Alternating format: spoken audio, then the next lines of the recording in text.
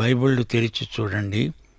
ఈరోజు మన పాఠం ప్రకటన గ్రంథం 19వ అధ్యాయం 1 నుండి 7వ వచనం వరకు చదువుకుందాము. అటు తరువాత బహుజనముల శబ్దము వంటి గొప్ప స్వరము పరలోకమందు పలకటం నేను విన్నాను. ప్రభువును స్తుతించండి, రక్షణ, మహిమ, ప్రభావములు మన దేవునికే చెల్లుతాయి. ఆయన తీర్పులు సత్యములు, న్యాయములు. తన వ్యభిచారముతో భూలోకమును చెరిపిన గొప్ప వేశ్యకు ఆయన తీర్పు తీర్చి తన దాసుల రక్తమును బట్టి దానికి ప్రతిదండన చేశాడు. మరి రెండోసారి వారు అన్నారు, ప్రభువును స్తుతించండి. ఆ పట్టణపు పొగ యుగయుగములు పైకి లేస్తున్నది. అప్పుడు ఆ 24 పెద్దలు 4 జీవులు సాగిలపడి ఆమేన్, ప్రభువును స్తుతించండి అని చెబుతూ సింహాసనాసీనుడైన దేవునికి నమస్కారం చేశారు. మరియు ఒక స్వరము సింహాసనము వద్ద నుండి వచ్చింది. అన్నది, మన దేవుని దాసులారా, ఆయనకు భయపడేవారలారా, కొద్దివారేమి గొప్పవారేమి, మీరందరూ ఆయనను స్తుతించండి. అప్పుడు గొప్ప జనసమూహపు శబ్దము, విస్తారమైన జలముల శబ్దము, బలమైన ఉరుములను పోలిన ఒక స్వరము చెప్పగా విన్నాను. సర్వాధికారి మన ప్రభువు అయిన దేవుడు ఏలుతున్నాడు. ఆయనను స్తుతించండి. గొర్రెపిల్ల వివాహోత్సవ సమయం వచ్చింది. ఆయన భార్య తనను తాను సిద్ధపరచుకొని ఉన్నది గనుక మనము సంతోషపడి ఉత్సహించి ఆయనను మహిమపరుద్దాము. శ్రోతలు వింటున్నారా? గొర్రెపిల్ల వివాహ మహోత్సవానికి ఆహ్వానం. ఈ అధ్యాయంలో ఇదే కేంద్రాకర్షణ. గొర్రెపిల్ల వివాహోత్సవ సమయం వచ్చింది. ఇది ఆనందకరమైన శుభవేళ. ఈ సన్నివేశం ఎంతో ఆసక్తిదాయకమైనది. యేసుక్రీస్తు తన వధువు సంఘ సమేతంగా వస్తాడు. లోకానికి తీర్పు తీరుస్తాడు. ఇంతవరకు బబులోను నాశనమైపోయిందని విన్నాము. మృగరాజ్యానికి బబులోను రాజధాని, ముఖ్య పట్టణం. అది మహాశ్రమల కాలం. ఆ తరువాతి దృశ్యమిది. గొర్రెపిల్ల వివాహం. చీకటి నుండి వెలుగులోకి సన్నివేశం మారింది. తీర్పుకాలం గతించింది. ఇది ఆశీర్వాదాల సమయం. విషాద దృశ్యం అయిపోయింది. ఇది ఆనంద దృశ్యం. యేసు ప్రభువు రెండో రాకడ. మహాశ్రమల నుండి 1000 ఏండ్ల పరిపాలనలోకి వారధిని ఇప్పుడు ప్రకటన గ్రంథంలో మనము దాటబోతున్నాము. 19వ అధ్యాయంలో ఎన్నో గొప్ప సంఘటనలు జరుగుతాయని ప్రవచనం చెబుతోంది. గొర్రెపిల్ల వివాహం, ఆ తరువాత ఆయన ఈ భూమిపైకి రావటం, ఈ రెండూ అతి ప్రాముఖ్యమైన సంఘటనలు. ఈ రెండూ ఒకదాని వెంట ఒకటి సంభవిస్తాయి. హల్లెలూయా నినాదాలతో ఈ అధ్యాయం ఆరంభమవుతుంది. నరకం కనపడేటప్పటికీ హల్లెలూయా నినాదాలు ఆగిపోతాయి. ఈ అధ్యాయంలో 2 విందులు పేర్కొనబడ్డాయి. 1 గొర్రెపిల్ల వివాహపు విందు, 2 యుద్ధంలో హతులైన వారి శవాలను పక్షులు కడుపార పీక్కు తిన్నాయి. ఆ పక్షులకు ఇది పెద్ద విందు. ఆర్మగెద్దోను యుద్ధంలో మిగిలిన పీనుగు పెంట గ్రద్దలకు, ఆకాశ పక్షులకు పెద్ద విందు. ఈ అధ్యాయంలో 4 హల్లెలూయా నినాదాలు వినపడుతున్నాయి. ప్రభువును స్తుతించండి అంటే హల్లెలూయా. రక్షణ, మహిమ, ప్రభావములు ఆయనవే. పరలోక సమూహమంతా ఒక్కుమ్మడిగా ఏకకంఠంతో దేవుణ్ణి స్తుతిస్తున్నారు. అటు తరువాత అనే మాటతో ఈ అధ్యాయం మొదలవుతుంది. సంఘం ఎత్తబడిన తరువాత ఈ విధంగా ఒకదాని తరువాత ఒకటి పలు విధాలుగా సంఘటనలు జరుగుతూ వస్తున్నాయి. ఈ క్రమం మనం గమనించాలి. ఇక్కడ అటు తరువాత అంటే మహాశ్రమల తరువాత అని అర్థం. అటు తరువాత ప్రభువు రాకడ. ప్రభువు రాజ్య సంస్థాపనార్థమై ఈ భూమిపైకి వస్తాడు. మహాశ్రమల కాలాన్ని అంతటితో ఆపివేయగలవాడు ఆయనే. బహుజనుల శబ్దము వంటి గొప్ప స్వరం ఒకటి పలికింది. పరలోకంలో ఈ స్వరం హల్లెలూయా నినాదం. దేవుణ్ణి స్తుతించండి. ప్రకటన గ్రంథం 5, 7 అధ్యాయాలలో స్తుతి జరిగింది. 24 పెద్దలు, సంఘము, అసంఖ్యాకులైన దూతలు, కెరూబులు, సెరాపులు దేవుణ్ణి స్తుతించాయి.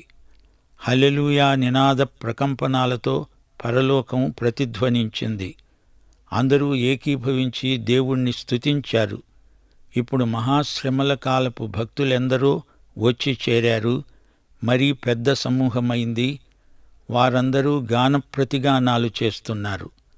పాత నిబంధనలోని హల్లెలూయా స్తుతి నినాదం కొత్త నిబంధనలో ప్రకటన గ్రంథంలో మహాగంభీరంగా ధ్వనిస్తోంది. ఈ అధ్యాయములోని మొదటి 6 వచనాలలో హల్లెలూయా 4 సార్లు పలకబడింది. ప్రకటన గ్రంథంలో మాత్రమే హల్లెలూయా స్తుతిగానం విజయసూచకమై మహాధ్వనితో వెలువడుతుంది. పాత నిబంధన గ్రంథంలో హల్లెలూయా స్తుతి కీర్తనల గ్రంథంలో ఎక్కువగా వినబడింది. హల్లెలూయా అంటే దేవుణ్ణి స్తుతించండి అని అర్థం. 146 కీర్తన మొదలుకొని 150 కీర్తన వరకు ఎన్నోసార్లు హల్లెలూయా స్తుతి నినాదం వినబడింది. 150 కీర్తన అయితే అంతా స్తుతే, హల్లెలూయామయం. 150 కీర్తనంతా హల్లెలూయా, దేవునికి స్తోత్రం. 19వ అధ్యాయం ఆరంభంలో హల్లెలూయా వినపడుతోందంటే ఇది ఎంతో సమంజసం, సందర్భోచితం, అర్థవంతం, ఉత్సాహభరితం. మహాశ్రమలు గతించాయి. యేసు వచ్చేస్తున్నాడు. సంఘవధువును యేసు పెండ్లాడబోతున్నాడు. ఇది శుభవేళ. హల్లెలూయా. ప్రియశ్రోతలు, హల్లెలూయా స్తుతిగానాలు మన హృదయపు అట్టడుగు నుండి పెల్లుబికి రావాలి. ఆ రోజు ఎప్పుడు వస్తుందా అని మనం ఎదురు చూస్తున్నాము. ఈ ప్రవచనం నెరవేర్పు ఎంత ఉత్సాహకరమో మన మనస్సులు ఊహించలేవు. 104 కీర్తన 35వ వచనం అంటోంది, పాపులు భూమి మీద నుండి లయమగుదురుగాక, భక్తిహీనులు ఇక ఉండకపోదురుగాక. నా ప్రాణమా, యెహోవాను సన్నుతించు, యెహోవాను స్తుతించండి. హల్లెలూయా. ఇది జయధ్వానం, విజయ నినాదం. ఆయన తీర్పరిగా రాబోతున్నాడు. హల్లెలూయా. దుష్టులు, వారి దుష్టత్వము అంతా గతం, హతం. రక్షణ అనుభూతికి అది మహాపరాకాష్ఠ. రోమాపత్రిక 8వ అధ్యాయం 18 నుండి 23వ వచనం వరకు పౌలు ఇదే మాట అంటున్నాడు. మన ఎడల ప్రత్యక్షము కాబోయే మహిమ ఎదుట ఇప్పటి కాలపు శ్రమలు ఎన్నదగినవి కావని ఎంచుతున్నాను. దేవుని కుమారుల ప్రత్యక్షత కొరకు సృష్టి మిగుల ఆశతో తేరి చూస్తూ కనిపెడుతున్నది. ఏలయనగా సృష్టి నాశనమునకు లోనైన దాస్యములో నుండి విడిపించబడి దేవుని పిల్లలు పొందబోయే మహిమగల స్వాతంత్ర్యము పొందుతాను అనే నిరీక్షణ గలదై స్వేచ్ఛగా కాక దానిని లోబరచిన వాని మూలముగా వ్యర్థపరచబడింది. సృష్టి యావత్తు ఇదివరకు ఏకగ్రీవముగా మూలుగుతూ ప్రసవవేదన పడుతున్నదని ఎరుగుదుము. అంతేకాదు, ఆత్మ యొక్క ప్రథమ ఫలముల నొందిన మనము కూడా దత్తపుత్రత్వము కొరకు, అనగా మన దేహము యొక్క విమోచనము కొరకు కనిపెడుతూ మనలో మనము మూలుగుతున్నాము. శ్రోతలు, మనము కనిపెట్టే ఆ రోజు రాబోతోంది. పాపదాస్యము నుండి సృష్టికి విడుదల కలిగే రోజది. ఇప్పుడీ సృష్టి కానుపు నొప్పులు పడుతూ మూలుగుతోంది. సముద్ర ఘోష వినండి, అది ప్రసవ వేదన మూలుగు. పర్వతాల మీదికి వెళ్ళి హోరు గాలి శబ్దం వినండి, అది సృష్టి యొక్క కానుపు నొప్పుల భాష. రాబోయే ఆ విమోచన దినము కోసమై యావత్తు సృష్టి ప్రసవ వేదన పడుతూ కాన్పు దినము కోసమై ఎదురు చూస్తోంది. మనం ఆత్మలో మూలుగుతున్నాము, ఈ శరీరాలు మూలుగుతున్నాయి. ఈ మూలుగు ఒకానొక రోజు హల్లెలూయా స్తుతిగానంగా మారుతుంది.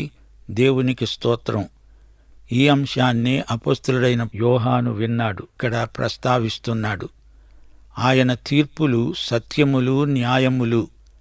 గొప్ప వేశ్యకు ఆయన తీర్పు తీర్చాడు. తన దాసుల రక్తాన్ని బట్టి ఆయన దానికి ప్రతిదండన చేశాడు. రెండోసారి వారు ప్రభువును స్తుతించండి, హల్లెలూయా అన్నారు. ఆ పట్టణపు పొగ యుగయుగములు పైకి లేస్తున్నది. 24 పెద్దలు, 4 జీవులు సాగిలపడ్డారు. ఆమేన్, ప్రభువును స్తుతించండి, హల్లెలూయా అన్నారు. సింహాసనాసీనుడైన దేవునికి వారందరూ నమస్కారం చేశారు. పరలోకమంతా ఒకటై అంటోంది, దేవుని తీర్పులు సత్యము, న్యాయము. మనం కూడా అదే మాట అనాలి, అనగలగాలి. మహావేశ్యకు దేవుడు తీర్పు తీర్చాడు. దేవుని తీర్పు ఎంతో న్యాయసమ్మతం. దేవుని మాటే నిత్యం సత్యం. మత విషయికమైన బబులోనును నాశనం చేసిందెవరు? అంత్యక్రీస్తు, భూరాజులు కలిసి భ్రష్ట సంఘమును, వేశ్యను నాశనం చేశారు. గాని ఇక్కడ ఆ వేశ్యకు తీర్పు తీర్చింది దేవుడే అని చెప్పబడింది. అసలు సంగతేమిటంటే, దేవుడు వాడుకునే సాధనాలు పలువిధాలు. తన చిత్తము నెరవేర్పునకు ఆయన సైతానును కూడా వాడుకున్న సందర్భాలు ఎన్నో ఉన్నాయి. పరలోకమంతా ఒకటై అంటోంది, దేవా, నీ తీర్పులు సత్యములు, న్యాయములు. భ్రష్ట సంఘం నాశనం కావటంలో అంత్యక్రీస్తే దేవుడు అనుమతించిన సాధనం కావడం విశేషం. దేవుని బిడ్డలకు ఈ భ్రష్ట సంఘం హతమార్చినందుకు దానికి తగిన శిక్ష ప్రాప్తించిందని దేవుణ్ణి స్తుతిస్తోంది. పరలోకములో ఉన్న సంఘము దేవునికి హల్లెలూయా చెబుతోంది. 2 సార్లు దేవునికి స్తోత్రం అని చెబుతోంది. ఈ లోకంలో భ్రష్ట సంఘం ఉన్నంత వరకు పరలోకంలో గొర్రెపిల్ల వివాహం జరగదు. అందుకే వేశ్య తొలగించబడింది. సంఘ విరోధి అయిన వేశ్య ఈ లోకం నుంచి తొలగించబడటంతో పరలోకంలో గొర్రెపిల్ల వివాహ మహోత్సవం ప్రకటించబడింది.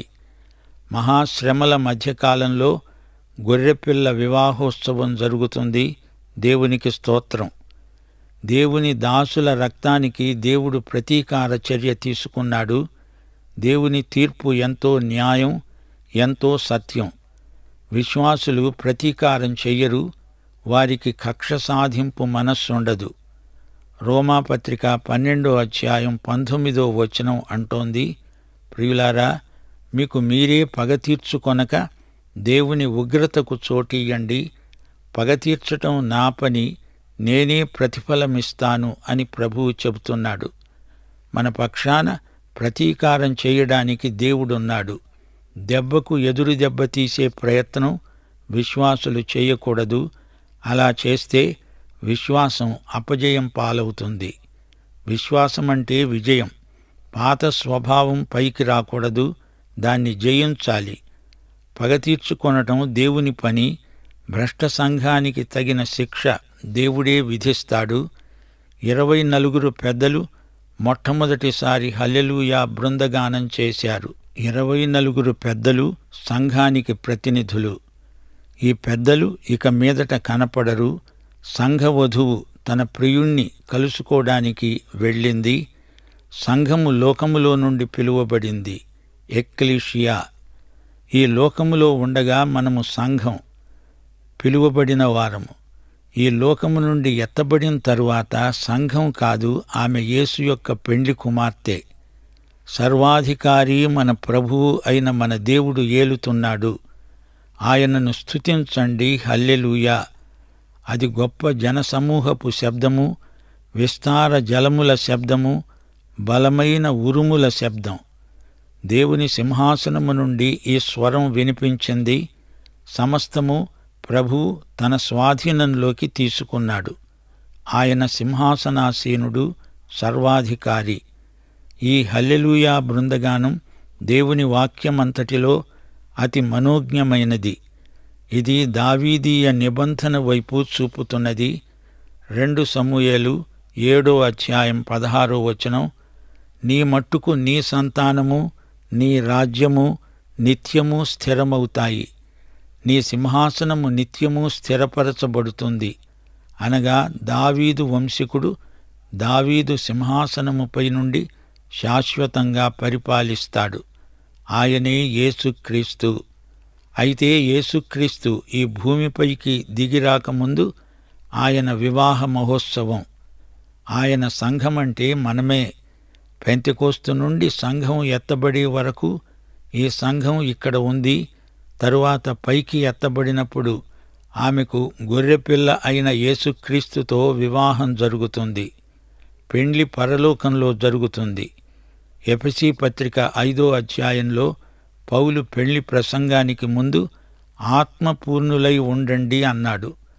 భార్యాభర్తలిద్దరూ ఆత్మపూర్ణులై ఉంటేనే వివాహ ప్రేమ అంటే ఏమిటో బోధపడుతుంది. ఎఫెసీ పత్రిక 5వ అధ్యాయం 25 నుండి 27వ వచనం వరకు పౌలు చేసిన పెళ్లి ప్రసంగం. పురుషులారా, మీ భార్యలను ప్రేమించండి. అటువలే క్రీస్తు కూడా సంఘమును ప్రేమించి అది కళంకమైన ముడత అయినా అట్టిది మరేదైనా లేక పరిశుద్ధమైనదిగాను నిర్దోషమైనదిగాను మహిమగల సంఘముగాను ఆయన తన ఎదుట దానిని నిలువబెట్టుకోవాలని వాక్యముతో ఉదక స్నానము చేత దానిని పవిత్రపరచి పరిశుద్ధపరచుటకై దాని కొరకు తనను తాను అప్పగించుకున్నాడు. క్రీస్తుకు ఆయన ప్రియ సంఘమునకు ఉన్న సంబంధం ఎలాంటిదో గుర్తించండి. వివాహములో పరిశుద్ధత ఉండాలి. మన పరిశుద్ధత క్రీస్తే. గొర్రెపిల్ల వివాహోత్సవ సమయం వచ్చింది. ఆయన భార్య తనను తాను సిద్ధపరచుకున్నది. కనుక మనము సంతోషపడి ఉత్సహించి ఆయనను మహిమపరుద్దాము. సంఘములో పాత నిబంధన భక్తులు లేరు, వారు వేరు. బాప్తిస్మకుడైన యోహాను అన్నాడు, నేను పెండ్లి కుమార్తెను కాను, పెండ్లి కుమారుని స్నేహితుణ్ణి. గొర్రెపిల్ల వివాహోత్సవంలో మరో ఘట్టాన్ని వచ్చే పాఠంలో చూతాము. అందాక సెలవు. మన ప్రభు అయిన యేసుక్రీస్తు వారి దివ్యకృప, తండ్రి అయిన దేవుని పరమ ప్రేమ, పరిశుద్ధాత్మ యొక్క అన్యోన్య సహవాసము సదాకాలము మనకందరికి తోడై ఉండునుగాక. ఆమెన్.